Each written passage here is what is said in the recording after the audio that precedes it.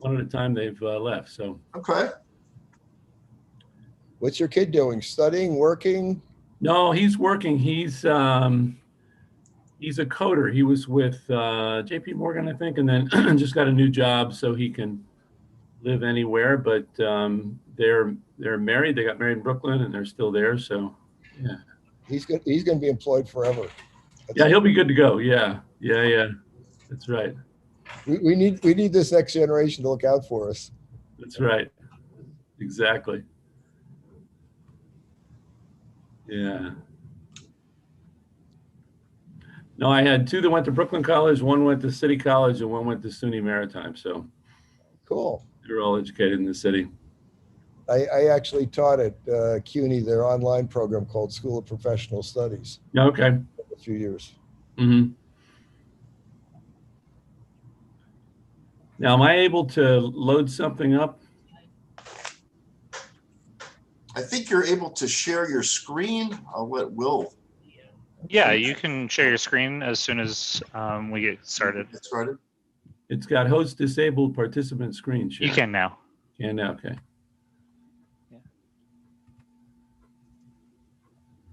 I guess I will give people a minute or two to get on because I think we've got at least, a number more than I'm kind of anticipating. Mm-hmm. But I tendency, I was a management consultant, little background very briefly for about 30 plus years. And then about 12, 15 years ago, I discovered I like teaching at the college level and maybe I'm really more of a teacher. And one of the things I do in my classes, I always start talking before the class starts, just to kind of warm things up a little bit. And I did make a comment or two, Keith. I'm going to tell you, I'm already at my beyond my normal limit in reading a book. I'm up to about 60 pages of your book, and as I was saying to David earlier, in one of the opening of like the first chapter, you talked about all things you have to put in place to kind of get one of these areas functioning, and I thought, gee, that's sort of like what we do in the community board, but also I sort of feel like I ought to be knowledgeable about all those areas if I'm actually going to be a responsible citizen. So you've really expanded my to-do list in terms of what I should get on top of.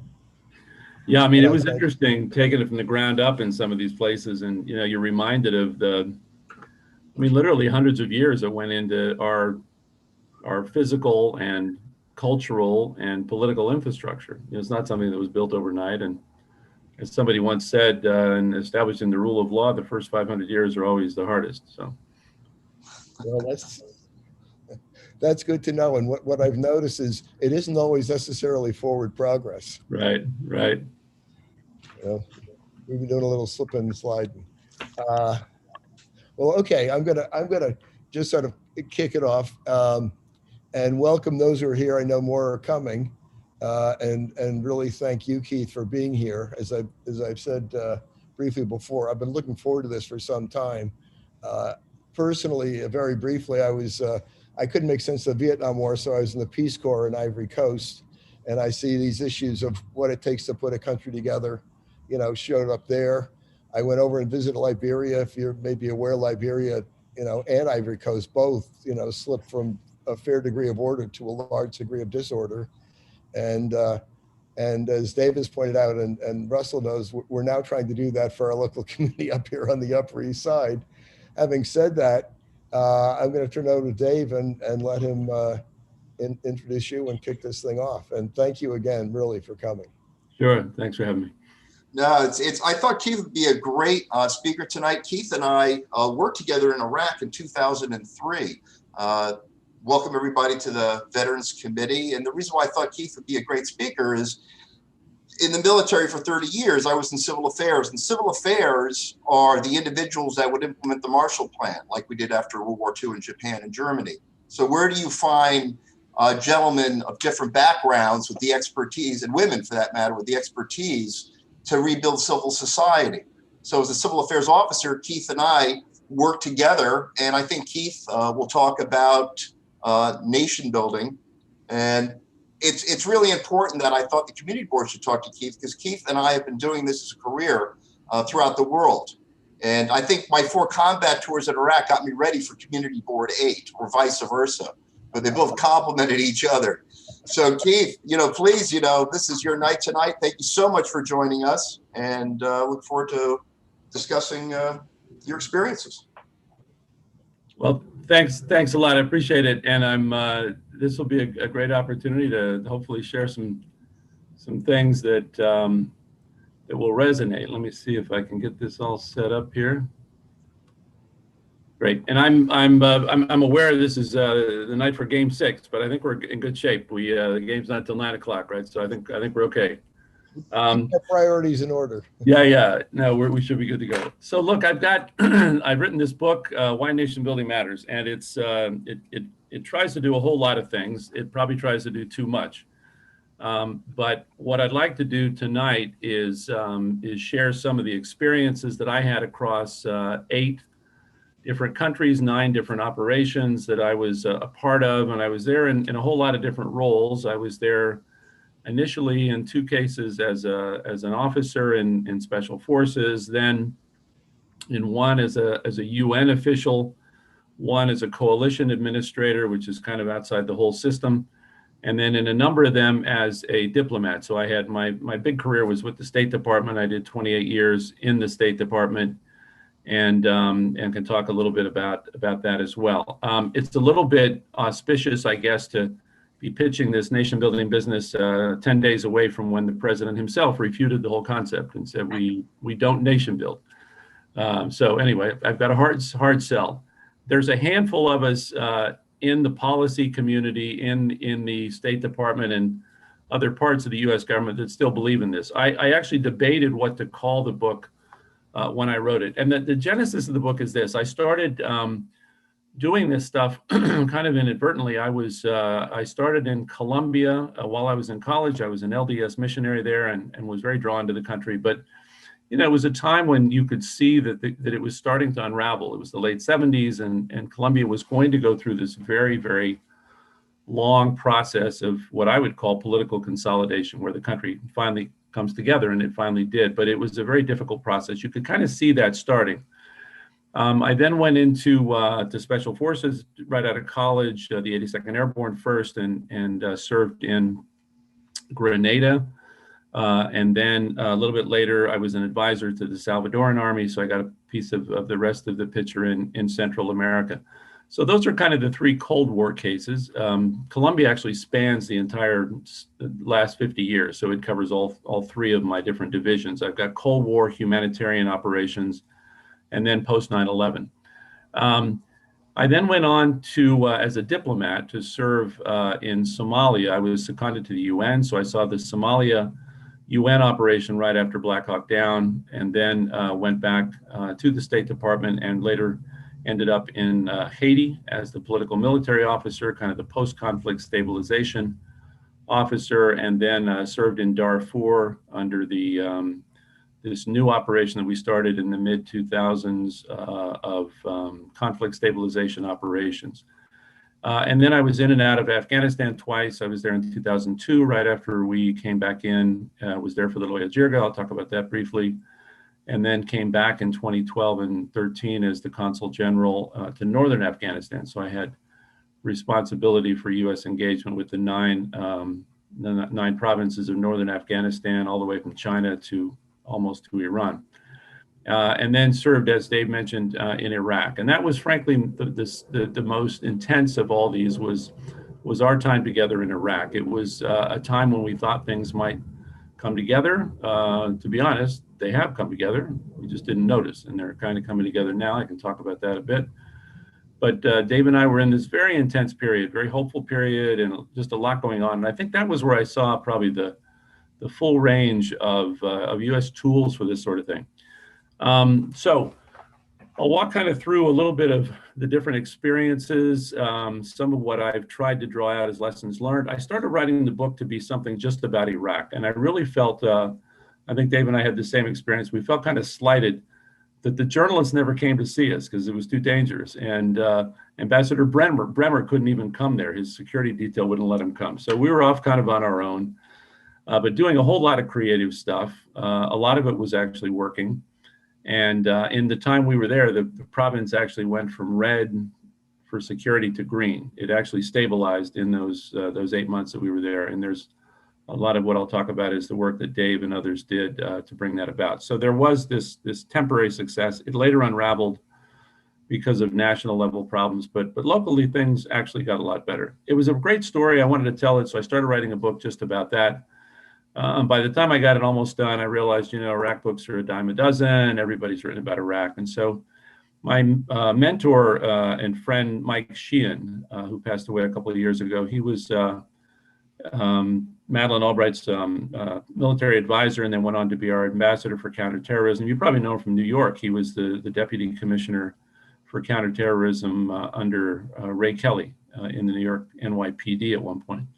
Anyway, he passed away a couple of years ago, but when we were together, he said, look, why don't you take all these different cases, try to pull them together and see what it yields, see if there's lessons learned that we can pick up that would be helpful to us either as we go to do these things again, or guide us in terms of what we don't do and how we decide. So anyway, that's what I decided to do. I put that together. I had 10 months on a sabbatical to the U.S. Institute of Peace while I was still in the State Department, and then finished the book a year later.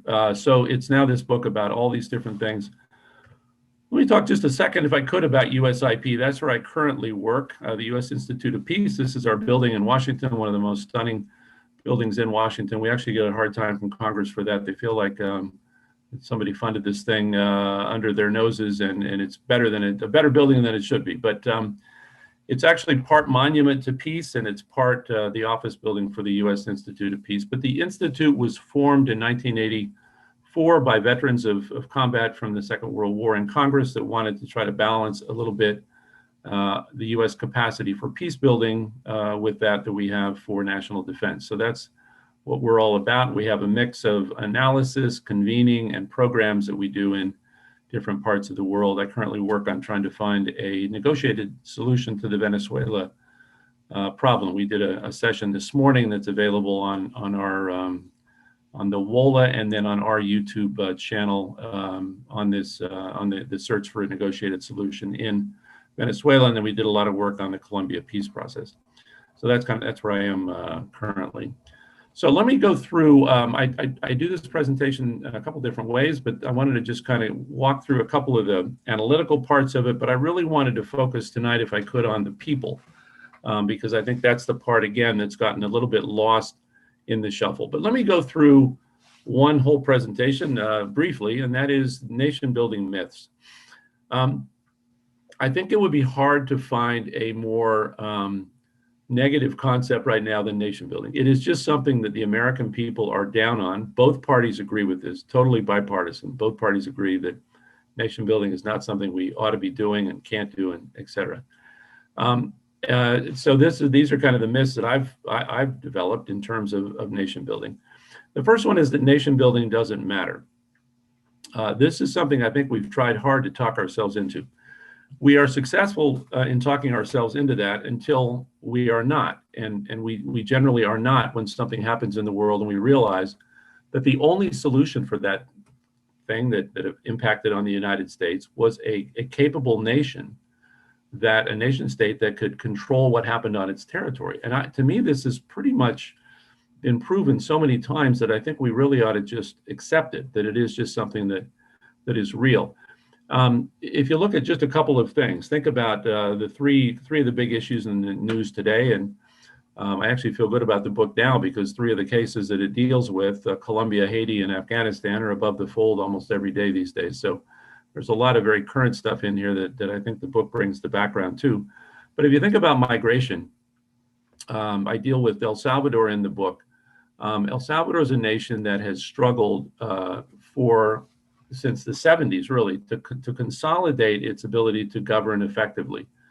And it has been a very long journey for them, but it's not one that there's not a way to get around that if the issue is providing the means for people to stay in their own country rather than migrate. Migration, I think, is one that, as we look at quote unquote root causes, there's no way around a functioning and capable nation state.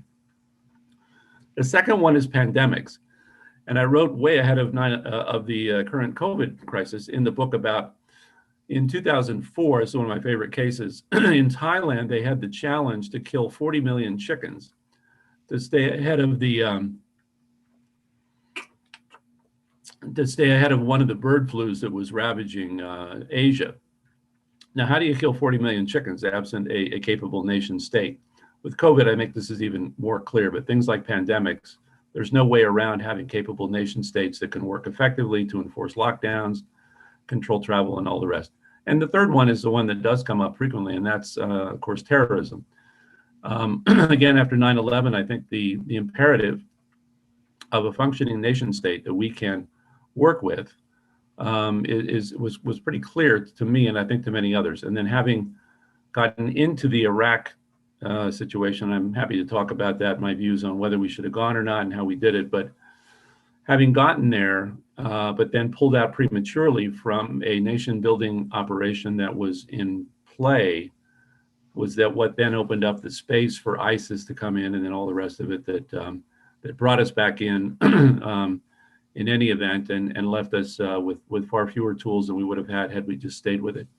Anyway, I think terrorism is one, to me, that's very clear, is a compelling reason for us to not just try to go out and get the bad guys ourselves, but to build that system of nation states where other nations are capable of controlling what happens on their territory, and there's not these ungoverned spaces that create the threats that bring this up in the first place. The second one is that nation building never works. Now, this is a very common thing, and again, it's an odd one for myself and others. Jim Dobbins is the other one in the policy community. He's now at RAND, but he was the special representative that I worked for a number of times in Somalia, then in Haiti, and then in Afghanistan. He was the first ambassador that went back after 9/11, went back in December of 2001 to get the embassy set up. But I asked him, I said, look, I'm working on a name for my book, and people don't like this term nation building. And he said, look, there's nothing else to call it. And he said, the fact that people don't believe it ever works is just historically inaccurate. And he has a long quote in one of his books where he talks about a meeting in the NSC right after 9/11 where they were trying to decide what to do in Afghanistan. He was arguing for a peacekeeping mission that would help to stabilize the country. And there was a memo that he said circulated in the NSC where somebody was arguing that the nation building simply has never worked. Totally counterfactual. If you look at the Balkans, you look at Mozambique, you look at El Salvador, again, to the extent that it did recover from what was a much worse situation. And of course, the case of Colombia is probably the best one. It is something that can work and certainly has worked. So it's not something we can say it never works. The third one that I think is a very common and damaging thing to the brand of nation building is that it always involves armed intervention. And this is, again, what people think about when they think about nation building, as though it means going into a country armed and occupying that country. And again, there's a number of cases, and some of these I'll get into, where it's been done with a very light footprint, some of it very indirectly, but it's not, it shouldn't always be equated with armed intervention. There are times when that's the only way that a threatening nation can be made less threatening, but it's not a given. The fourth one is we cannot impose our system on others. And this one I'm a little bit, it's a very involved issue, but I'm a little impatient with that because I think it's a little bit shallow. I think it's not something that people have thought through a lot, but we feel like, well, it's just the way things are in other places. We can't impose our system on others. I would argue that if their system, quote unquote, is what has led to genocide, to mass migration, to the spread of pandemics, to terrorism, well, then we do have an interest in imposing a different system on others. And frankly, if we look at our system in historical context, it's a pretty neutral system. It's not one that comes with a language you have to speak or certain kind of music you have to listen to. It's a very generic thing that can be adapted to many different cultures. And there's a lot of examples that I had in my career where I could see people skillfully doing that. We're taking a local context and overlaying it with the principles of fairness and justice and equality and the things that are inherent in our imperfect system, where their system could be adapted to something that would improve and would get better. And I think there's a lot of good examples of that. And then the fifth one is I don't know if it's a myth. I guess everyone probably understands this, but we certainly assume this a lot, and that is that nation building can be done quickly. There was a great diplomat, Lawrence Pizzullo, that was our ambassador to Nicaragua during the Sandinista period, and he said, look, we're a developed nation. We get fast answers and fast actions on everything we do. Why shouldn't every other nation be the same way? But he said, when you throw yourself into a revolution, which is what we effectively have done in many cases, there's nothing that's going to go quickly. So I also have at the end of the book, I won't go through all of these, there's a lot of them, but there's a whole section that tries to develop what would be a doctrine for nation building. If we were to try to do nation building better, what is the doctrine for that? And I won't go through all these, but they're things that I think would be part of the improvement of how we're able to do this. The first three are the pillars of nation building: politics, security, and economics. And what I would just do there is if it were a triangle or a pyramid, politics would be at the top and security and economics at the bottom. And the politics are underlaid by good security and good economics. But unless the politics are right, the national level politics, unless the political compact that the people of that nation feel a part of is right, then you can't buy your way out of it and you can't fight your way out of it. And this is what Dave and I experienced, frankly, in Iraq, where the Sunnis, having been on top for so long, were then shut out. They didn't know what was coming next. They started to react violently. And I think it was, frankly, just a period of violent adjustment that was probably necessary to get to that place where everybody understood we have to figure out a way to get along. And amazingly, there is a period right now in Iraq where it looks like this might finally come together. The country didn't break up. It is still has its violence. There was another incident yesterday of a market bombing, not uncommon, but it's also a country that has somehow stayed together, and it is a democracy. Spoilers need a way forward. Always the question of spoilers. They've worked a lot on this. I'll talk about that in a second with Iraq. All peace is local. You can't, again, do a national accord that isn't supported locally. The nationalist card is one that I spend a lot of time on in different parts of the book, because I think we often misread this and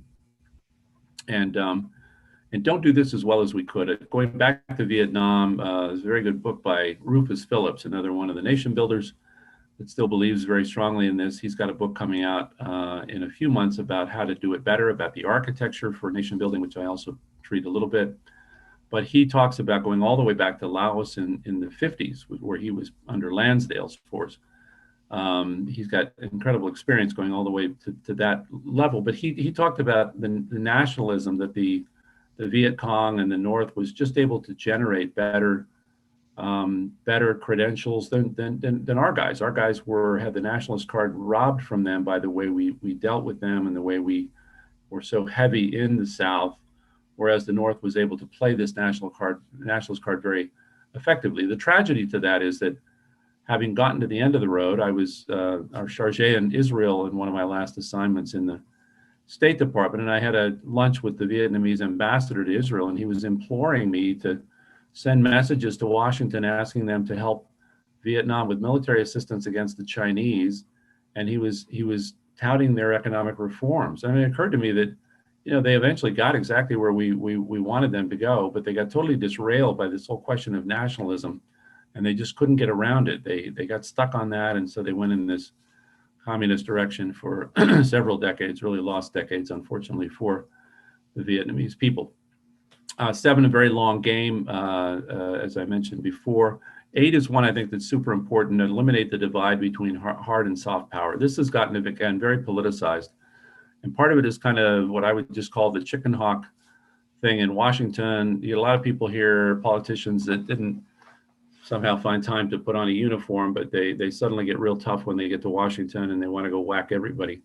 So you have this political imperative to be the toughest administration on the block, and I think it's a very damaging thing. It's something that, you look at the time of Reagan, he was very, very keyed to soft power.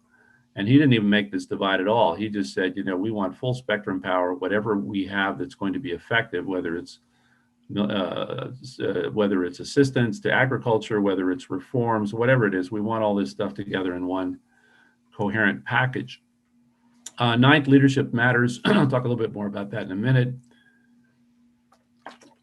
And then 10 is just don't be afraid of the gray zone. I think we often just come in with very unrealistic expectations and a notion of what we can achieve and are often, a little bit out of sorts with what would be acceptable. And I think we have to be not only realistic, but I think we have to be, pat ourselves on the back a little bit about sometimes getting to a place of basic stability in a place that doesn't look like Switzerland, but at least whatever it was that we were concerned about, genocide or famine or mass migration, has ended. And a lot of times we should be able to live in this gray zone, I think. So a lot of this is about the relationship between the military and civilians, but there's, again, a vast array of civilians that I wanted to talk about, and some of those that haven't gotten a lot of credit. So I'll walk really briefly through the cases and highlight just a couple of things from each one. Colombia, again, in terms of longevity, this is the real war. And I'm a little frustrated with this whole thing about the forever war. There's a very long divide between forever and 20 years. And I think the notion that, we've been in these places for 20 years, Iraq and Afghanistan, so it's time to leave, a little short-sighted. Some of these conflicts simply take a long time. Colombia was this very toxic mix of paramilitaries up here on the left, guerrillas on the right, and then the narcos, of course, down in the bottom. And they were all very armed. Actually, the paramilitaries and the FARC look kind of the same, don't they? They were very well armed. They were fighting for territory. They were fighting for trade routes. They were fighting over a whole lot of different things. But it was this incredible meltdown of a country. Now, Colombia had, even in the late 70s when I was there, they had something called independent republics, and that was coming out of the 60s. They had allowed the FARC to have these territories that they could basically control. Then at one point, under a peace deal in the 90s, they allowed them to expand to some extraordinary amount of the territory. 15% of the national territory, something like that, was given to the FARC in the hopes that would be enough and they would just make peace. Colombia was an incredible partner, and it was one of the countries that we had probably the best partnership over a long period of time. It was one that we could adapt our policies to their reality. We were in it for counter narcotics. They were in it to recover lost territory. We both wanted to reach a peace deal where the FARC would lay down their arms and come in from the cold, and the narcos would be restrained and the paramilitaries would be demobilized. And it took a very long time. There was tons of people involved in this on our side. And I'll mention one group that doesn't get enough credit, and that's the contractors. We talk sometimes almost with disdain about contractors. We think they're out there making all this money and whatever happens to them is okay. But they're actually often filling a gap that our military just can't fill for whatever reason, either not available or doesn't have, in some cases, the right skill set, or we just don't want to take that risk with our military because it has much greater implications if a soldier is captured or killed than a contractor. But there was contractors throughout the long operation in Colombia that really did incredible work. There was 3 that were captured in this famous case, spent 5 years in the jungle, and then were rescued in a dramatic hostage rescue right towards the end of the war. Anyway, it was a great partnership with the Colombian state. We eventually got to the point where the FARC and the Santos government made peace. It's a very jagged peace. There's still a lot to be done. The ELN hasn't come in yet. Drug trafficking is still relatively high. There's the demonstrations. There's a lot to be done. But it was really quite a success. And it was one that I think, as nation building projects go, this is one that I think even both sides of the aisle would agree was a success. And again, there's not much more you could call it than nation building. It was one that worked over time effectively. Grenada and Panama in the early, 83 for Grenada and then 89 for Panama. I looked at these as kind of a hostage rescue on a national level. These were cases where it was really kind of in and out, and these were very rare. And I think if anyone took them too seriously, like this is going to be the future of anything, it would have been a mistake, because they were anomalies in how straightforward they were. But I was a platoon leader with the 2505 infantry in Grenada, and just to note that there are some cases where there probably is not a substitute for military force. So when I talk about the ones that can be done without force, there's some that can't be done without force, and these were probably two examples. But they were two countries that had really just been taken hostage. In the case of Grenada, they had taken a steer to communism and aligning with the Soviets, and the Cubans became uncomfortable with that, tried to pull out. In the course of trying to pull out, two subordinates of the prime minister at the time, Maurice Bishop, killed him and took over themselves. Pretty straightforward case, in my opinion, controversial to some, but the Grenadians still celebrate Thanksgiving with us as their liberation day. And Panama, again, a very complicated case. Panama was interesting in the sense that we tried everything we could to get up to the expulsion of Noriega. We tried sanctions, we tried diplomatic pressure, we tried regional pressure, we tried special operations. Nothing worked. At the end of the day, it really was a case where it probably just required military force to to turn it around. And just like Grenada, once the old regime was out, the new regime was in. They had political issues. They had things that they had to work through, again, nationally and in terms of their political system. But in general, pretty straightforward cases.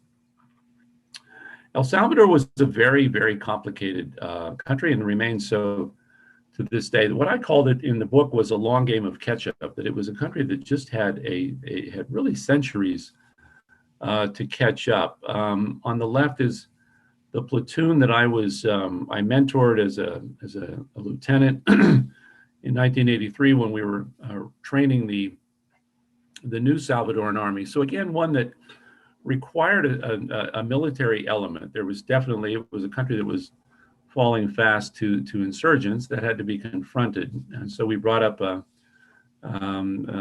several hundred new junior officers that a number of us mentored and worked with. And the second picture is when I went back to El Salvador in 1995, 10 years later, as a consular officer in the embassy, and met up with these guys that were then captains.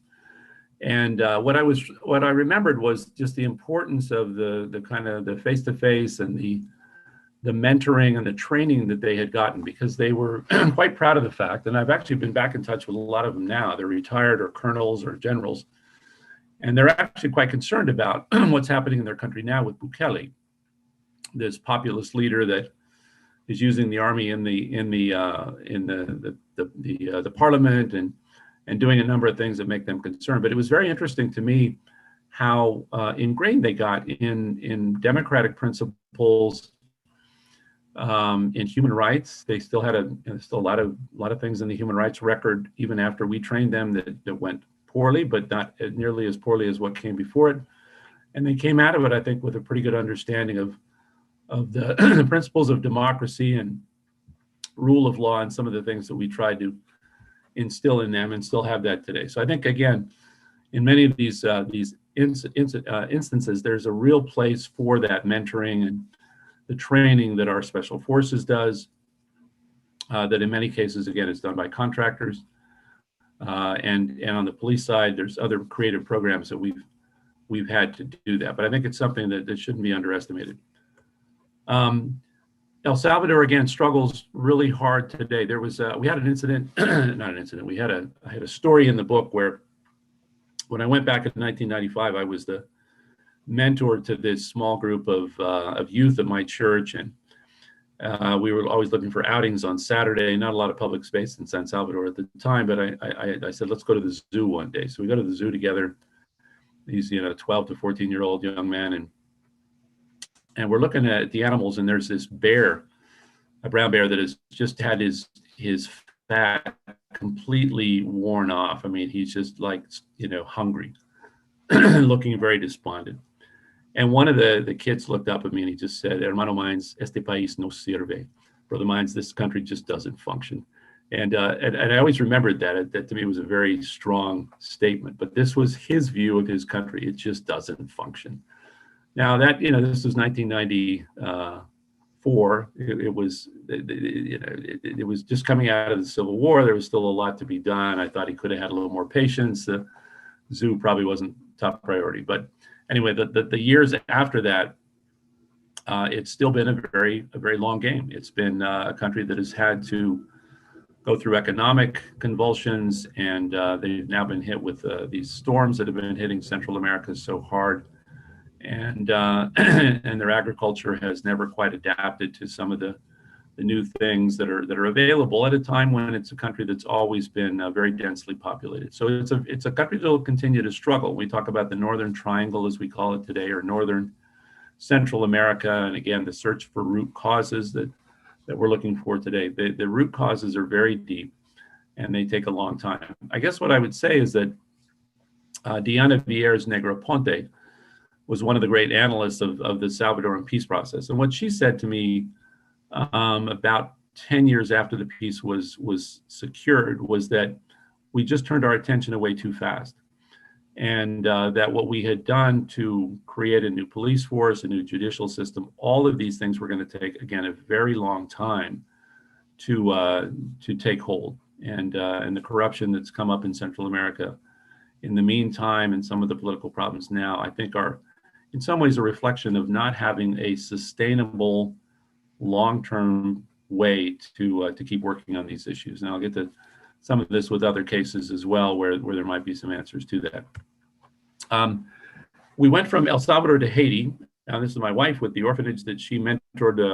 In the midst of all this stuff, we had 4 kids and brought them out on some adventures and not on others. But she was in the thick of all this with me and trying to keep our home life together and also do her part when there was things to be done. So we had incredible experience in Haiti. Haiti is another case where it simply had a long ways to go. And I think we didn't take stock early enough of how far it had to go.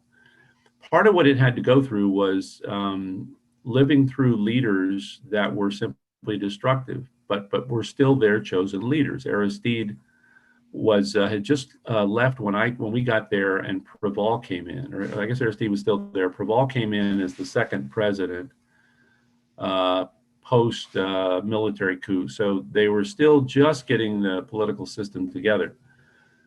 But they were coming off of 180 years of really tough times, of really difficult history, violent history, brutal history, history that was full of dictators and a lot of things that were simply going to take time to get through. They're still in the process of getting through these things. It is not a country that is out of the clear yet, as we saw last week with the killing of President Moise, and now the difficulties finding a new leader for the country. So it's just always going to be this very difficult place. One of the things that we did there, and I'll start talking a little bit about some of the people that, again, on the civilian side that were helpful in these things, and I want to look at it as for the relative success that we achieved, rather than here we are 20 years later, it didn't work, so why bother? We achieved a lot of success in these early years in the 90s. Again, we had further to go than anyone realized. It needed to be sustained. And when I say sustained, I mean decades, not years, certainly not months. But we were doing things a lot of times in six-month increments, because that's the way UN mandates work. But this is a group of what we call CivPol officers. So one of the projects that we had was the UN had these civilian police advisors that were part of the UN mission, and they would go out to the police forces and train and mentor the new police officers. The United States, not having a national police force, didn't have a way to contribute to this. So Jim Dobbins, who was the special envoy at the time, had the idea that why don't we just hire people from local police forces, and they'll come into this contingent of Haitian American officers that would have their own uniforms and their own flags and everything, and they would be out mentoring these different people. So we drew from mostly Boston, New York, Miami, and there's a handful, I think, from the West Coast, mostly New York and Boston. So they took a leave of absence from the NYPD and from the Boston Police Department. They came down to Haiti. They worked on 6-month increments, and they were just phenomenal because they had native level Creole speaking skills. They weren't just French speakers like many of the Africans and the French that came in, or even the Canadians, and just had a real sense for how to do this. But again, this mentoring relationship was one that I think it just can't be underestimated. And it was something that we did also on the judicial system, which was even harder than the police. Very battered lately. Many of the leaders of the police over the past 10 to 20 years were ones that we trained in this very early period. And for the, if whatever was worth, they actually, again, did hold the country together at certain critical times when things were really, really threatening to unravel. A lot more to Haiti, but I'll leave that there for now. Somalia, I was in Israel at the time when the Black Hawk Down incident happened, and I found a way to get assigned to the UN. I'll mention the UN in this context because, again, I think it's something that's not well understood. We have, again, a very negative reaction to anything the UN does, an assumption that the UN just can't do anything right, never achieves anything. It's a very odd thing to say, I think, if one looks in context of what we ask the UN to do, which is usually things that are nearly impossible, and what it has achieved in holding some countries together. Somalia was the first case of a nation that just decided it really didn't want to be a nation anymore. And as far as I know, I think it's the first nation to drop off the map ever. Usually it's going in the other direction of consolidated nations. But the Somalis just in the late 80s just kind of dropped off the map of nationhood. And it was a very interesting thing to think about. What does it mean to be a nation state to begin with? How do we do that? And we're starting to ask that question, I think, in our own nation state in the United States. How bad do we want this? Maybe we ought to split up. I mean, all sorts of weird ideas are coming up. But the Somalis just kind of gave up the whole project. So they went through that very horrible period where famine was coming up, and George Bush sent in U.S. troops as part of a UN contingent. It was very incompetently managed, not on so much on the UN side, but on the U.S. side. And I have to put the blame where it goes, because we imposed a special representative on that mission as a price for us being there, who was just not the right person for the mission. His deputy was actually one that I worked with closely, and that was on the left-hand side here, Lansanis Kuyate. And when our guy left, Lansanis Kuyate took over, and I was able to work with him on peace talks to find some way to get to a better place out of the Black Hawk Down incident. Very, very long-term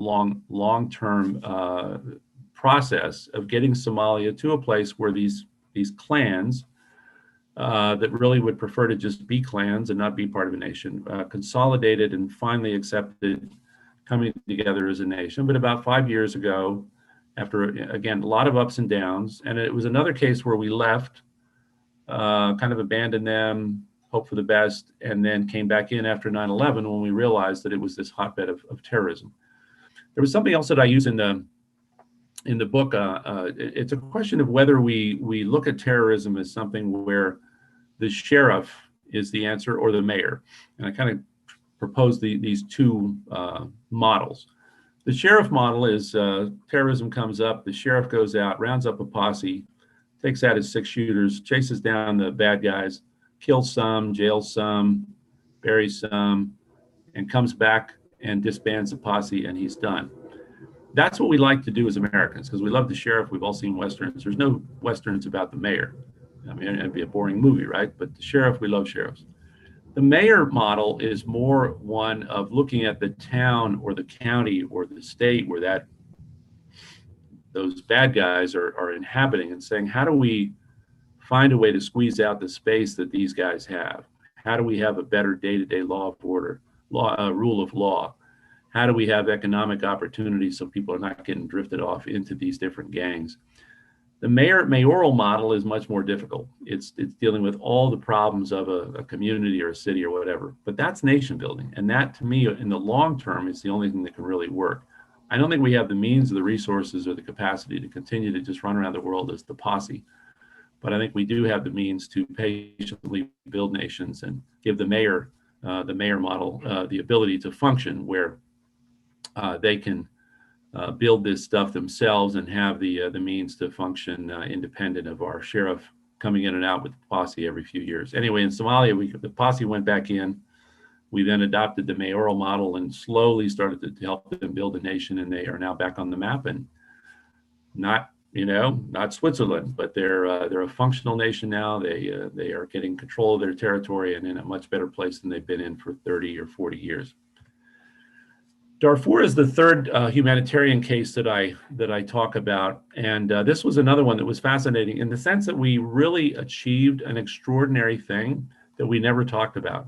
The reason we didn't talk about it is we didn't want to give Bashir, the leader of Sudan, any credit for what he might have done or the part he might have played in ending a genocide. But the genocide, in effect, ended 2005, 2006. It was pretty much over, and it had been this real genocide. There had been a real effort by the Sudanese government in Darfur. They were afraid that the province was going to separate, so they sent in these irregular forces, the Janjaweed. They burned villages, created a refugee crisis, famine, all the rest. It was a horrible thing. Hundreds of thousands of people died. The method that we used was very interesting. We, instead of intervening like we did in Somalia directly, we did find ways to sanction the Sudanese government in ways that mattered to them.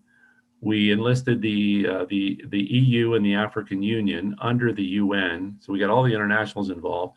And we basically developed this architecture where the Sudanese would allow us to come in and put advisors and military units out in the field. And so that was what I went to join from the U.S. Embassy perspective. So I was kind of a satellite office of the U.S. Embassy in El Fasher, Darfur, where we worked with all these different factions, the rebel groups, the civil society, anybody that had some angle to this, and very closely with the African Union, which was the first time that they had deployed in a major peacekeeping operation themselves, and did so relatively effectively.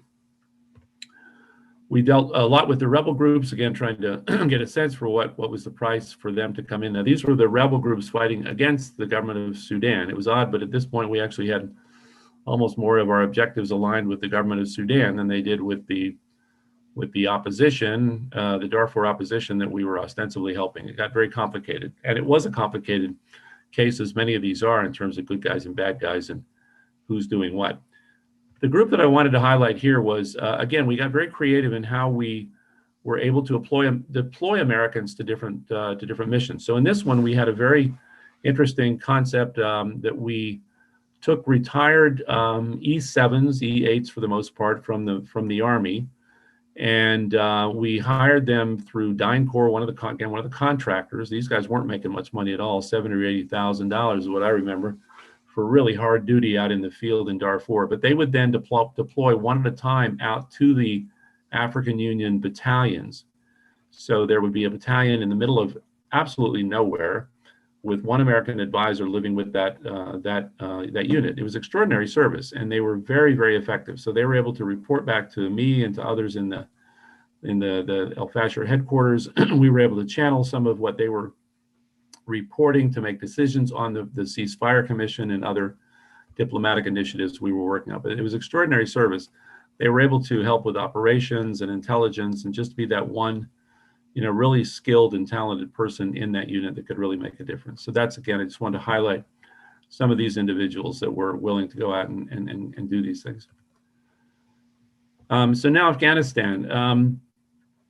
Right after 9/11, I, again, like all of us, I was trying to find the way that I could contribute. So I volunteered to go work in the newly established embassy. Right there on the right-hand side is our embassy. The embassy had been left dormant all through the Taliban period. We restored it right after 9/11, and actually went back in, and there was cans of food still in the commissary from 20 years earlier, which was a pretty weird thing. Paper still on desks and everything else. The Taliban really left the embassy alone. They didn't touch it. It was just kind of protected the whole time we were gone. Anyway, there was a real easy connection at the time, and I feel like we've somehow lost that in a way that I don't understand, between the 9/11 attacks in Afghanistan. We were attacked out of the ungoverned space of Afghanistan by a group that was protected by the Taliban. It seemed pretty straightforward at the time.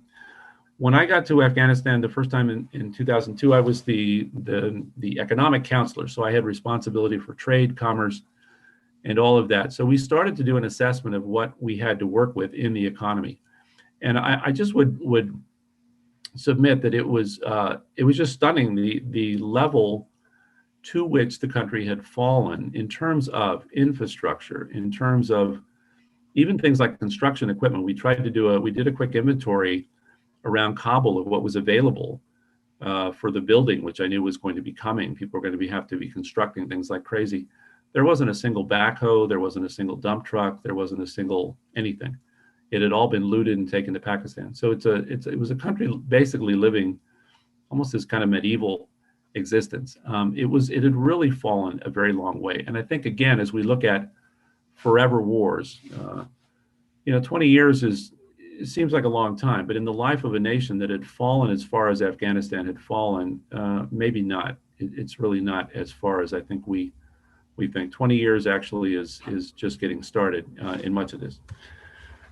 I was there. I'll just mention a couple of things that I thought were noteworthy. So I was there for the Loya Jirga, and this was really an extraordinary political event. This was the natural way that Afghans make decisions. They all know what it means. We would go to the cafes and parks and what do you think about the Loya Jirga? They all knew universally what the Loya Jirga was, how it worked, what it was all about. So this is, again, a good case where I think using an Afghan or a local process, we, the international community, were able to come in, support that local process, but in a way that they couldn't have done on their own. If they could have done it on their own, they would have. And the Taliban wasn't going to let it happen. The warlords weren't going to let it happen. But together with good diplomacy, with inducements for progress, and then with all the logistics that went along with it. The tent on the right, there's a small tent on the left that's kind of a meeting tent for small meetings. The one on the right, and there's good pictures online of this, was this Oktoberfest tent that the Germans brought in. I don't think the Afghans realized this was actually this gigantic beer tent, but that was the only thing that was big enough to hold the 1,700 delegates that were from all over the country, from every sector, 250 women for the first time participating actively in politics in decades. So, or at least since the communist period. So it was this magnificent event where they got together, they vented and they ranted and raged and planned and basically put out their new ideas and for the country, and then in the end selected Hamid Karzai as their leader. He selected his cabinet, presented that to the group, and we had a government. Again, it was a very, very rudimentary start that left all sorts of things undone. The Pashtuns were not happy with it. The Taliban was shut out altogether. The position of women was kind of tentative. There was all sorts of things that were still to be done, but as a first step, it was pretty strong. And the first battalion of the new Afghan army rolled out, and they were the ones that provided security for the gathering. So again, as a kind of a first start, it was really quite something. I came back to Afghanistan 10 years later. I was the consul general in the north, as I said, from Badakhshan in the east all the way to Faryab in the west, almost down to Iran, covering Tajikistan, the borders with Tajikistan, Uzbekistan, Turkmenistan. So about a third of the country. It was, and I got to all the different provinces. It's the land of the Blue Mosque, one of the real cultural icons of Afghanistan. It was extraordinary to me, and I guess I was gauging it because I'd gone away for 10 years, did other things, came back. But coming back, I was really struck by the progress that had been made. And I know, again, insatiable frustration with what hasn't been done or with what didn't work. But there was, to me, an extraordinary amount of progress that had been made. And I'll just, again, a couple examples of things that I thought were noteworthy. So again, looking at the aid workers, there was a ton of assistance that was going into Afghanistan. On the left is a group of midwives, and that was one of the big projects that USAID had in Afghanistan across the country, was trying to improve not only the health system writ large, but to really think culturally about what part of the health system is going to work for Afghans. So obviously in a country like that, not everyone can get to the hospital.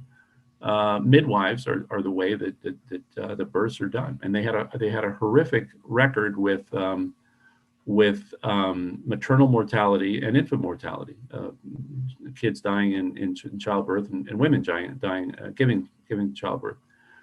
And this was something that, between this and a lot of other projects and programs, we reduced that by some extraordinary amount. We cut the infant mortality in half, the maternal mortality in half. It was just progress on a scale that one doesn't often see. there was all sorts of indicators of this. The amount of telephones in use went from 1 million to 12 million. The amount of kids in school went from 1 million boys to 6 or 7 million boys and 4 million girls, on and on and on. So health and everything else. Agriculture was another one that I like, and wanted to highlight again some of the individuals that were doing this work. On the left is my agricultural advisor, Steve Burke, who was an agricultural extension agent from Florida. And he would go around and just quietly try to build an agricultural extension capacity in the local Afghan government in the provinces. And we had agricultural advisors in a lot of different places. And when people say, well, what do we know about agriculture in Afghanistan? I mean, that's their thing. They've been growing stuff forever. Well, they've been growing stuff forever, but not very effectively. And in fact, the agricultural advisors, through a very concerted program over a course of a number of years, switched out the wheat seed in Afghanistan and just gave them a much more hardy variant of wheat.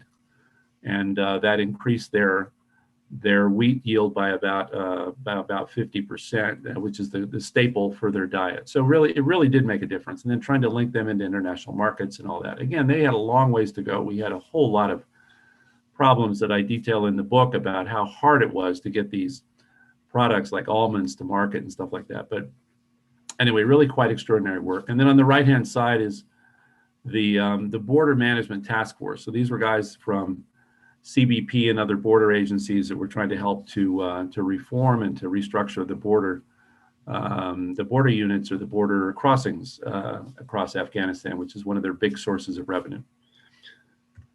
So a ton more about Afghanistan, but I'll leave it there. And let me just finish now with Iraq. And I call this the cornered Sunnis of Al-Anbar. This one, I wasn't doing something national. I was just in one province. And again, I want to talk mostly about the people that were here. This is something that we could talk for hours about. I'm happy to take questions. But the challenge in Iraq was getting to a place where people that had been so divided, deliberately polarized and divided by Saddam Hussein, deliberately, of course, going after the Kurds in the north and then draining the marshes of the Marsh Arabs in the south, and just this very truncated and polarized and violent society. It was again going to be a long period of time to get that society to a place of reconciliation among those three groups. That was never going to be easy. I don't think we quite understood how hard it was going to be, how long it was going to take. And I think there's certain elements of it. We made a lot of mistakes. I outline a lot of those in the book that were quite obvious to some of us on the ground that should have been done differently. And Dave and I experienced a lot of the issues with the disbanded army. I'll talk about that in a second. And some of the other things that just really could have been done better. There's no question about that. A lot of things. But having said all of that, I think there was a long period where the Iraqi state was just going to have to adjust to the new reality of a balanced state among the three constituent groups. And that period of, I guess, what I would call violent adjustment was just going to have to play out. And what's happened now is the Shia have basically come to accept that they can't dominate the Sunnis the way they were dominated. The Kurds had the option, kind of at one point, to try to just pull out of the whole thing. They really didn't want to do that. The Kurds would rather stay in the Iraqi Federation, but with a certain amount of autonomy. So it's something that is actually, over the course of 20 very difficult and bloody years, it has played out, 18 years, I guess now, but it's played out in a way that one finally can see the country coming together. And I think, again, there's a lot of work that went into that is not well recognized. And I think it's not fair to just write the whole thing off, and certainly to write off the sacrifice and the dedication of many that either gave their lives there or gave their all. So one of the things that we were in Ramadi. Ramadi is the capital of Anbar, about a half hour away from Fallujah towards Baghdad. Anbar is this gigantic province, about a third of Iraq, but most of it uninhabited. So we had Fallujah, Ramadi, and then the river cities going out to Syria on the one hand and Jordan on the other, of the Tigris and the Euphrates. and then a little bit on the border. But it was mostly in Ramadi. Ramadi was really the center of gravity. So we had the 82nd Airborne Division that was the big dog on the block. They were the ones that provided security for the province. And then we had the Civil Affairs Unit that Dave was a member of. And Civil Affairs, as Dave said, is really the, when you want to do this stuff on a large scale, it's really the only organization that can do that. And I don't think that the Civil Affairs units have gotten the credit that they deserve. Not only credit for what they did, which is one thing, but also, to instill an understanding of how important this capacity is to American foreign policy and to our ability to respond to threats in the world. But they're the ones that can go in and build the institutions, patiently mentor the local officials. The unit that Dave's a member of, and he can maybe talk a little bit more about it, but they were mostly executives from the New York, New Jersey, Pennsylvania area, I believe, and just extraordinarily talented individuals that just wanted to offer their services to their country, so stayed in this unit. And you realize very quickly that they came in with skills that nobody on active duty could ever hope to have. So we had business executives like Dave that understood finance, understood how government functions. We had health officials, we had religious officials, we had a VP from Pfizer, others from banks. So putting this unit together into our local governance team was extraordinary, and they were able to mentor and build this local capacity in ways that again nobody on active duty could have done. And frankly, I think even from the civilian agencies would have been hard to replicate. So a lot of times the military colleagues, not the civil affairs, but the regular guys would say to the State Department, well, you guys should be able to do this. Why don't you come in and run this local council? Well, it's not like most diplomats are running around doing local councils. That's not their world either. They do diplomacy. So anyway, these guys were an extraordinary addition to the capacity to help build these local institutions. Dave had a number of really creative programs. He had one that was the Veterans Association, realizing that the veterans, the military had been disbanded. They didn't have a way forward, so he just out of nowhere creates a Veterans Association, which he'd already also done in Hilla earlier. And it was just this extraordinary engagement with these ex-military guys to keep them from being spoilers, to keep them from turning against the coalition or their own government. Another one was the Young Businessmen's Association that he started that, again, took these young people that could have gone either way and turned them our direction. So really extraordinary work by a lot of people. The guy at the top is Steve Bintner, my deputy. He was a diplomat on loan from Poland. It was a little scary to see him carrying a gun. I don't think he knew quite what to do with it. But we had this very odd mix, again, of civilians and military working together, and it was really quite something. We had extraordinary partners also on the Iraqi side. Women were able to participate politically for the first time in this way.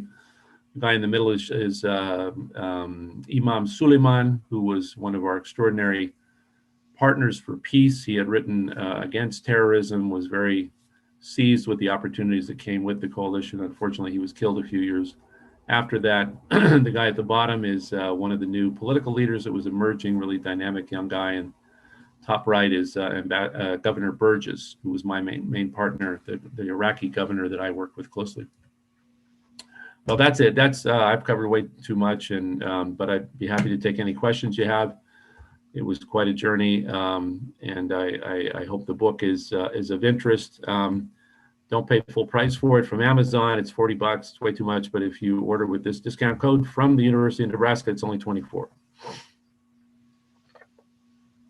That was great.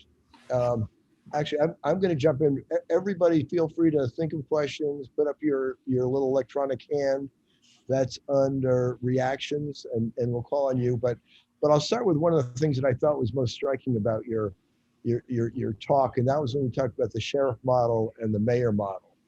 And what struck me about that was first that I really liked it because I like simple models that I can comprehend. And second, that I kind of have a distrust of those simple models I can comprehend because making them work is really complex. I mean, my next comment briefly is it's definitely agree that our bias is towards let's be the sheriff, let's go in, fix it, and get out within 2, 3, 5 years. but that I assume is sort of phase one to get a little bit of stability, so you can then go towards the mayor model, which is more like institution building. So I guess what I'm saying is you very crisply defined, two sets of kind of philosophies and activities. That I guess we're a little bit good at the first and not very good at the second. We're kind of too short-term oriented to really be successful maybe at either. And that certainly gets to what's going on right now in Afghanistan and our pulling out. Yeah, I think that's what most of us that served there, I think, are a little dismayed by what's going on. But I think to abandon the project in midstream, again, I think that the frustration is unfair. That I don't know where we expected it to be in 20 years, but it's, again, not very long for a country that was coming from that level of dysfunction and destruction. But it really is now the policy that we will have standoff forces that are ready to go in if something goes wrong. That's in our interest in terms of terrorism, but other than that, they're on their own. I think it's a very short-sighted policy. It's not one that a lot of us really can see, and it's again it's a long game. It's very hard work. It's frustrating, expensive, I guess, but we had it to a point where there were very few casualties, so it wasn't costing us a lot of lives. The Afghans were doing most of the fighting, and again, the progress that had been made was really quite extraordinary. I think it's all going to unravel now. I think there will probably be a civil war. I think it's going to take a while. Last time when the Soviets pulled out, it took 2 years for the Najibullah government to actually fall. It's not as easy to take Kabul as people make it sound. But if the Taliban continues to take district after district, they start to encircle it, and then you've got basically the Panjiris, as they call them, the Northerners, the Uzbeks, the Tajiks, and the Hazaras that will fight. So it's hard to see it anything but an evolving civil war. I think it's unfortunate. I think it's something that we didn't lose the war, we quit. So I think it's very. I'm going to call Michelle Birnbaum in a second, but to ask what's probably a very unfair question, can you very briefly, because I was in an argument about this with a friend of mine. He said, pull out, we can't afford to do this. Very roughly, can you say what the rough magnitude of the investment per year was in dollars?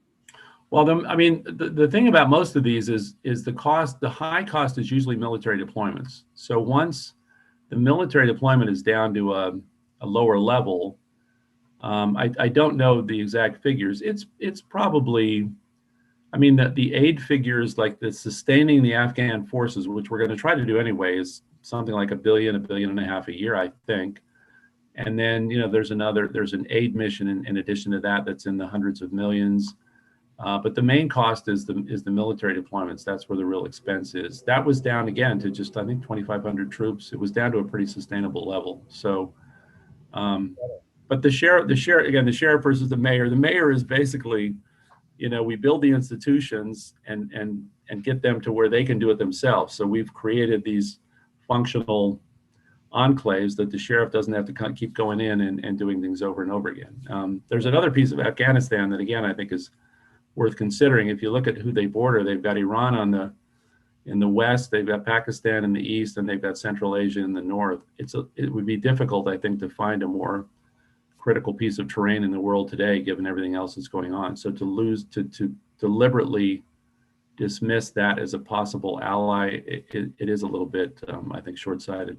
Got it. Michelle, would you like to speak? And we unmute Michelle?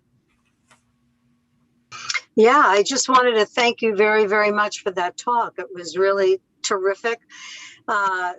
A way to gain new insight, to hear it straight from the horse's mouth. So I really appreciate your being here. Thank you. It's funny, Peter, you mentioned what the cost was. And one of my questions was going to be, and then a couple of comments was, how is our cutting of our military budget in a very dramatic way, and there's been a decline, how does that affect all this, and how will it affect this kind of activity in the future? Yeah, that's a good question. I think part of the challenge, and part of what I think many of us on the nation building side would argue, is that a lot of this can be done very effectively without large military deployments. It's things that can be done through small numbers of advisors. It can be done through a certain amount of presence, but not necessarily, again, the invade and conquer model that we sometimes end up with. So there's a lot of this that can be done with a light footprint, with low levels of funding.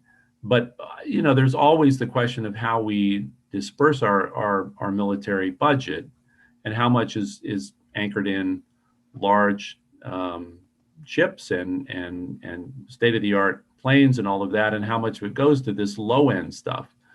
And I think I would argue that that's a little out of balance. I actually treat that in the book, that our obsession with hard power, that we can get as much funding as we want for a new aircraft carrier, or for some of the stuff that we outspend the next 10 countries in the world on. And it's not to say that's not important, it is, but I think we don't balance that well with some of the lower end stuff like this. And yet on the low, as you call it, the lower end stuff, but we've had troops in various places for 50 years now. Mm-hmm. So that's been an ongoing expenditure and we seem to be comfortable with that. Sometimes I think that part of the problem is that we never really define success or failure. Mm-hmm. I'm not sure that we ever know when these decisions are made, these very big decisions, whether you're going in or pulling out. But when you're pulling out, there's no real clear defining situation that can tell us whether we have been successful or whether we have failed, and whether or not those determinations are from the in-country point of view or from our point of view. Mm-hmm. So I think all that, it would be helpful if that were more clearly defined by whomever the powers may be are. And I think that's a big issue. Yeah, the other part of that to consider is how we can leverage other countries, which we can't do if we're not there at all. But for example, in Afghanistan, as we're pulling out, we had 2,500 troops. Europe had 5,000, and they were, when I was there, I was with the European. My whole sector was European. There was no Americans in my sector. It was Hungarians and Swedes and Finns and Norwegians and Germans. The Germans were really doing a lot in the north, and that was something that we could only leverage if we were there in small numbers supporting them and showing the flag. But it's something that they carried the brunt of, and that's been true in a lot of what's gone on in Afghanistan. It's true across the Sahel now. The French have done most of the heavy lifting there, so we shouldn't, I think, dismiss the work of our allies. They've done some extraordinary work as well, and we can leverage that very, very effectively. And then, of course, leverage the extraordinary effort of the local forces. They don't require a lot, but they do require some support from us and us staying the course. So, we also, with a relatively small expenditure of troops and of money, then we can leverage a whole lot of other people that are doing the real work. How do you define the word leverage the way you're using it?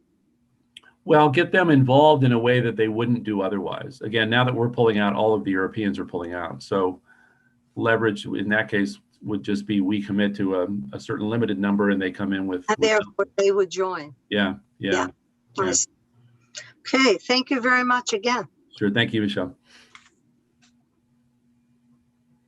Dave and others, you have any thoughts, comments, questions? The field is open to anyone who has a question. I'm going to add one comment until I see another hand up, which is that under your mayor model, that issue of institution building and the need for sort of specific expertise in building specific kinds of institutions, it sounds like it can be done. Secondary, maybe the economics, and more sort of the sort of the capacity of people who know how those organizations function. I guess I'll go to one other thought, which is way back thinking about 9/11, which at least by news reports said cost something like $500,000 in terms of resources expended, and put our economy on its knees for a period of time. Strikes me as one of the largest returns on an investment that I can imagine. And it sounds to me like, from what you're saying, that a relatively modest investment in the order of magnitude of sort of single-digit billions could be getting leverage in the other direction of maybe not a comparable amount, but a very significant amount. Yeah, and I think we made huge mistakes in both Afghanistan and Iraq, and we probably surged when we shouldn't have surged, and we didn't surge when we should have. I mean, there was some real timeline issues in both places. So there was some of the expenditures, again, were probably not well invested, not well made. But looking at it over the longer period of time, again, and I think you're right. I think we have to consider the cost of something going catastrophically wrong, as it did on 9/11, and that was, really a result of leaving Afghanistan in this ungoverned state after the Soviets pulled out and the Civil War took off. It's kind of Charlie Wilson's war stuff, but we had the opportunity probably to do more than we did, and we let it go. So I would say staying ahead of this is probably a pretty good investment. Oh, good. I see a hand. Well, I see Will, and then I also see Russell. Yeah, Russell, you want to have a question, comment? Unmute. Thank you. Yes, I had a question. So, Keith, you talked about, first of all, I just want to say thank you very much for being here. And it was a very, very interesting presentation. And thanks also to Peter and Dave for organizing this. So my question is, you talked about Afghanistan, but I wanted to talk about other, I guess, sort of more forward-looking in terms of current policy. What are the areas, I guess, that you think either our approach is wrong from a nation building perspective in terms of a place that we're sort of currently involved in that respect, again, sort of other than Afghanistan, and then also, I guess, are there countries where you think we can be doing more or different,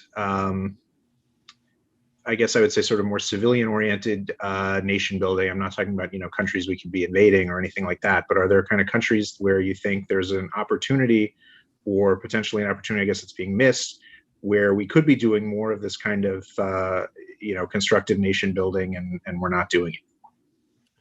Yeah, that's a great question. I currently work on Latin America, and I will say that I'm quite focused on the hemisphere, and I think as we all are getting more so, I think there are real issues in the hemisphere. Again, this is never going to be a question of invading anybody, but it is a question of all these other things that I mentioned. The institution building, the judicial. There's a big piece of this that's the judicial system, which is really hard to take hold in many countries. It just isn't something that comes intuitively from their history the way ours does, of a long, again, 500 years of the development of the rule of law in our own culture. So there's some of this that's really difficult, but there's no way around it. But I think in the hemisphere, there's a big shift to the left now.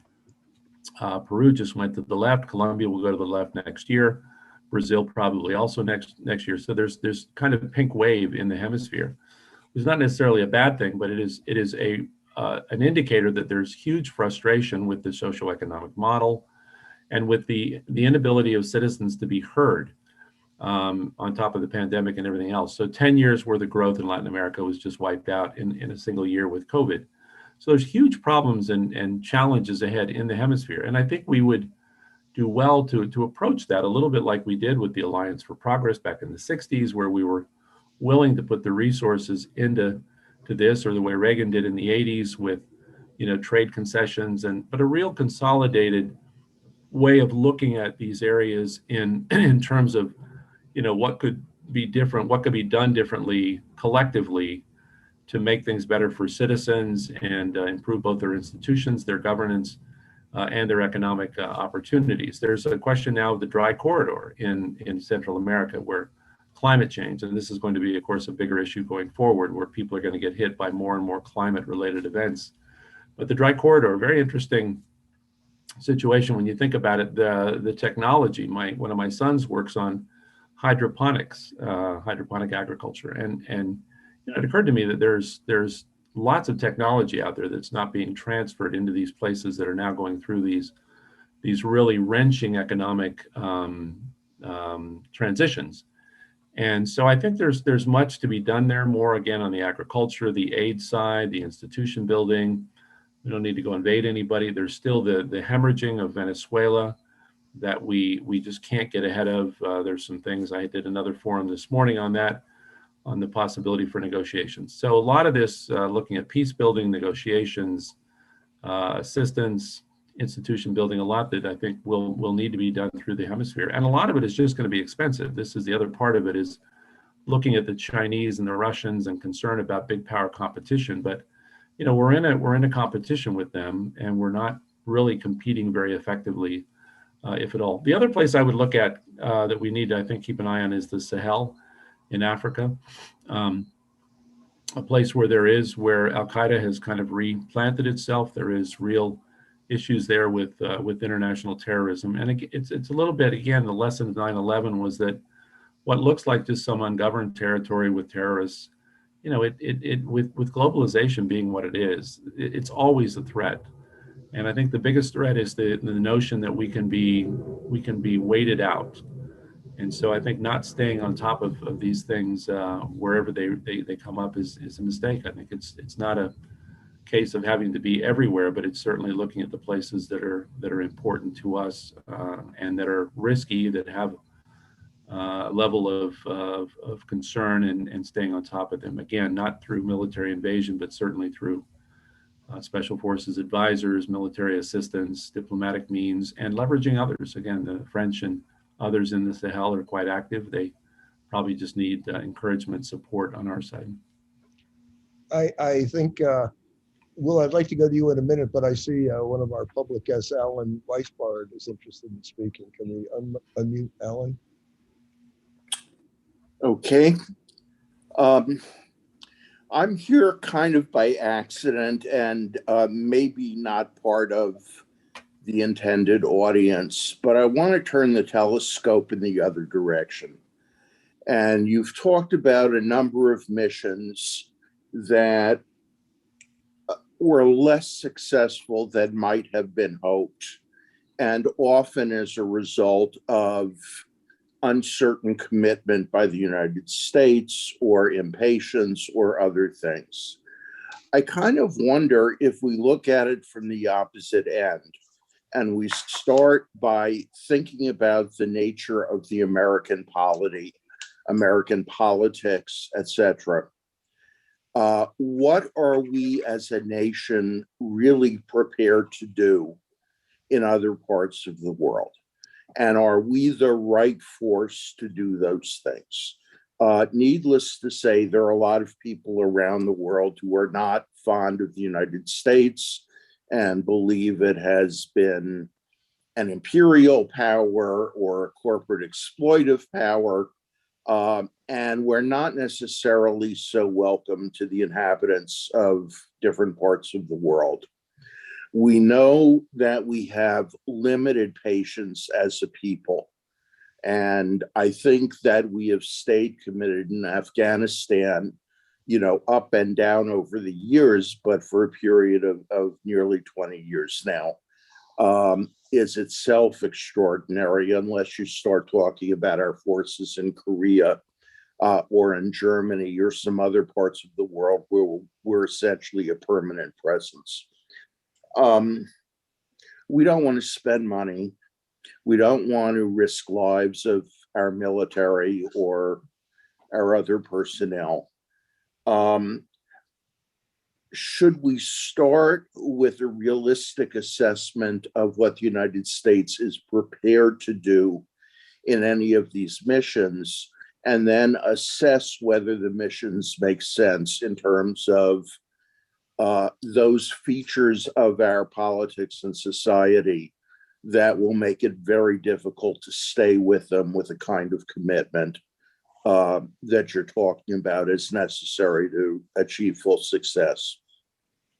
Yeah, no, there's a lot to unpack there. That's a great question. I would mention one other case that I don't treat directly in the book. I was on the margins of it, but that was the Balkans.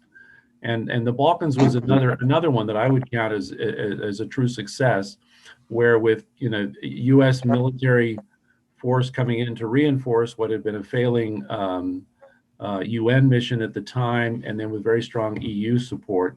That was one that I would say really got to a reasonably good place. Now, it helped that they were right on the margins of Europe. The Europeans could kind of work with them much more directly, but the amount of resources that Europe put into the Balkans It was something like 17-1 compared to what we did in Afghanistan the first Yep. couple of years. It was an extraordinary amount of money. So the Balkans is a good example, I think, of where, that division of labor between us and other partners can do that. On the question of you're right, there's absolutely times when the U.S. is not the right partner. So one of the things I just did from the U.S. Institute of Peace, this is kind of a close hold thing, but I'll share it. But we were trying to figure out how to deal with the meltdown in Venezuela and how do we move them towards a joint socioeconomic model, because we've got now the Chavistas fighting with the opposition, kind of capitalism versus socialism of some form, and they're just stuck on that. And so they've been really ingrained with a kind of an anti-Americanism by the Chavista leadership. So we're not going to be the right partners to be visible. So I thought, what would be interesting to try to spur a debate about socioeconomic models. And I thought of the idea of having Germans, very neutral country, no history with Venezuela. And so we set up this seminar that I had 3 German economists share the rudiments of the social market economy with Chavistas. And it was fascinating. But, you could see that it was something that we couldn't have done. No American economists could have done that, but they were intrigued by it. I don't know if they're going to turn into social market Democrats anytime soon, but it was a neutral space that we could create for them. So yeah, I think there's places where we need to recognize our limitations. I would still say that the UN in general is something that gets far too little attention. And again, we have just written off. So many of these things, again, talk about leveraging. We pay 25% of the UN peacekeeping budget, but that means somebody else pays 75%, and most of the troops come from elsewhere. So I think we're too lackadaisical, and I think too quick to dismiss the UN. But places like East Timor and Mozambique, and again, ultimately the Balkans, which was a kind of an EU force, but it also had a heavy UN footprint, and many of these that have really been these tough situations the UN has been able to do. And in the meantime, they have, the World Food Program to feed people and development agencies and things like that. I think we've been too hard on the UN in terms of what can be done. And the question of what we're prepared to do, I absolutely agree.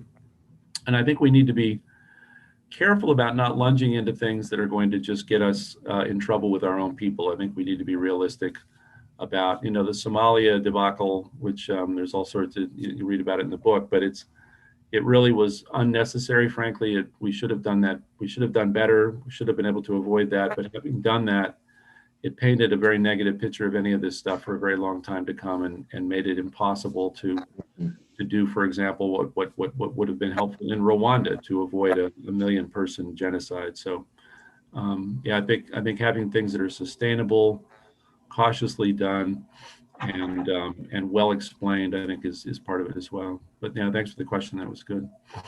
Will, did you have a question? And then just to let you know, Dave, I'm going to turn it over to you. I don't know if you have some thoughts, comments, insights, but I'd love to hear them if you do. And then we'll probably wrap up in a few minutes. Will, go ahead. Can't hear you, Will. I think Deb had a question. Baldwin, you have to unmute her. Oh, please. Thank you. Just a quick follow-up. It seems to me an important aspect of this is educating of the American people about what's going on and what is working, and what the proportion of troops, for example, in Afghanistan. I'm somewhat an educated follower of the news, but I had no idea the troops of other countries that were also in Afghanistan. And so just doing public relations about what we are doing and how it's working, which I think is really, really hard to do these days because of journalism being completely, the costs of journalism being undermined by the effect of the internet. Anyway, my 2 cents. Yeah, thanks. No, that's a good point. Yeah. I think if I was going to make a comment, it's hard to educate the American people because it seems that people are so polarized. They're not really listening and evaluating information to make good decisions. I mean, I'm Keith probably remembers in Iraq when BBC would do news stories. I mean, they would just go and follow you around for a soundbite that was not favorable to Americans' involvement in the country. And that was always a source of frustration. Mm-hmm. Yeah, we had, I don't know if you remember, we had Rajiv Chandrasekaran came, and he was the first guy that embedded with us for a couple of days. And we had all sorts of stuff going on. We were doing work with civil society, and we were building these new organizations. And the only thing that he found interesting was the way that I kind of paid off a shake to get him to do something we wanted, and that became the cover story. And it was frustrating because there was a lot of good work. That it wasn't interesting. It wasn't above the fold. And anyway. I'm open to any other people. Peter, I'll ask my question if that's okay now. I thought you had one. Go ahead. Yeah. It sort of piggybacked on what Alan was asking about and what you were saying about the UN. So I was wondering what you would say the ideal role of like supranational institutions like the UN, the EU, the African Union that you've talked about. What would the ideal role in peacemaking, peacekeeping, and nation building be for these supranational institutions and NGOs for that matter as well? Yeah, I mean, for the large organizations, it's always a little bit different. Again, the African Union actually teamed up with the EU in Darfur ultimately. I guess we ended up with an EU-UN mission with the AU as most of the forces. It was not pretty. I mean, it had lots of problems, but it worked. Again, the genocide ended and people were able to start returning home, and so it was fairly effective. And then in the Balkans, again, I believe it was actually just an EU mission. I think that the UN had the political mission, but the force, I think, was run by the EU, with the Americans having our own slice of it. So I think it's always going to be a little different. I think the important thing is to have the right relationship and the right credibility and the right support, and again, public support, because I think this is not really well understood. The amount of people that would starve absent a UN presence, the number of additional conflicts there would be absent a UN presence. I think that's something that we really would do well to try to educate people on, but it's gone so far, it's gotten so toxic that even the Democrats don't want to touch it, and so they just either leave it alone or even pile on. That's an unfortunate thing. It's not even a choice anymore. The mission in Haiti is interesting because the UN pulled out in 2018 during the Trump administration. He pulled them. We insisted that the UN pull out of Haiti. It had been long enough and stuff like that. And that's when things really started to unravel. The gangs are now central and everything else. I was good friends with the last special representative of the UN there, Carl Alexander, that's now with Interpol. He was one of the ones that I worked with on the justice system back in the 90s and been in and out of Haiti ever since. And anyway, very unfortunate because that UN presence was just enough to kind of keep the country off of the knife's edge that it's on now. And I think we're going to see what that cost is going to be, because that unraveling is going to be hard now to get back on course. Some of these things are, and I would actually argue that we Americans have a humanitarian national interest. And I think we've shown that a number of times. I think there's a certain, we worry about terrorism, we worry about pandemics, we worry about things that hit us. But I think that, the average American would pay for and would even take a certain amount of risk in some extreme humanitarian situations. And I think we're going to hit that very soon now in Haiti if we're not careful. So I think there is a certain humanitarian national interest, if you will, that again, if we can get ahead of, leverage other people, use selectively advisors and small units to shore up the security forces, work the political process behind the scenes, which is another part of it that we didn't talk much about, but there's a whole part of this to try to just keep political processes in a good place. And then when there's an opportunity, a peace process in some places, like in Colombia, that we can get behind and be instrumental in trying to bring to a good place. So there's all sorts of different angles to this. I think it is worth it. It sounds overwhelming, but I think if we break it down region by region, we have the people that are good at this. I think we can just do it better. And I think it is really vital to our future. I think a world of collapsing and failed and fragile states,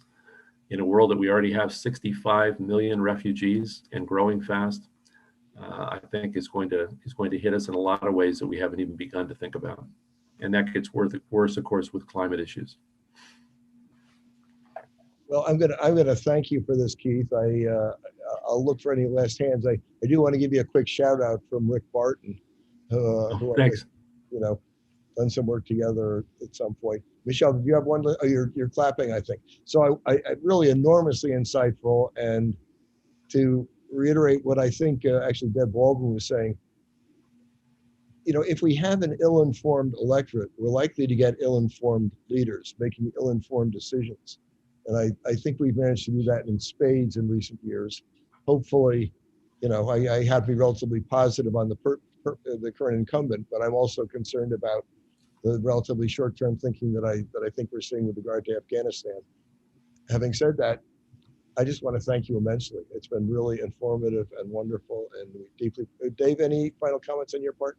No, it's just great to see Keith again, and hopefully I won't see you on another deployment. I'm in retirement. I don't want to be brought out of retirement anytime soon. Well, retirement's not what it used to be. We'll look for you. Yeah, that's true. Yeah, no one's retired anymore. And let me thank all the rest of you for coming. Have a great evening, and again, Keith, thanks very much. Thank you. Thanks to all of you. Great to be with you. Thanks, Keith. It was wonderful. Thanks.